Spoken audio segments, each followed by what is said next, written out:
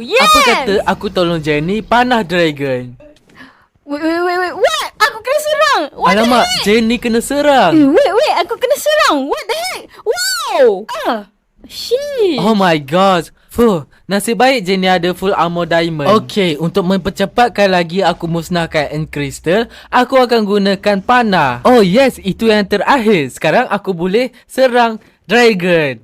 Wait, what? Macam mana mob tu boleh panah dragon tu? Ini sangat aneh ya. Tak pernah terjadi dalam sejarah Minecraft. Sekarang aku akan gunakan kapak. Ini lebih berkesan. Dia hampir mati. Oh my gosh. Sikit lagi. Wait, wow. Dragon dah hampir matilah. Yeay, aku dah berjaya tamatkan Minecraft. Woohoo! 100 juta aura untuk aku. Let's go. Ini sangat easy. Easy guys. Wah, akhirnya Jenny berjaya tamatkan Minecraft.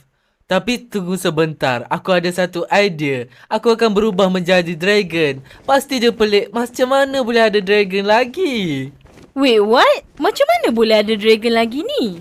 Mesti ada orang tengah kacau aku ni. What the heck? Ini mustahil. Siapa tu, ha? Takkan aku nak kena bunuh dragon lagi? Aku penat Oh my gosh, aku rasa tiba masanya untuk aku tunjukkan identiti sebenar aku. Wait, what? Seto? Apa kamu buat kat sini? Kamu ke yang jadi dragon tu? Hai Jenny, sebenarnya aku secara rahsia berubah menjadi Brain Rot. Dan aku bantu kamu.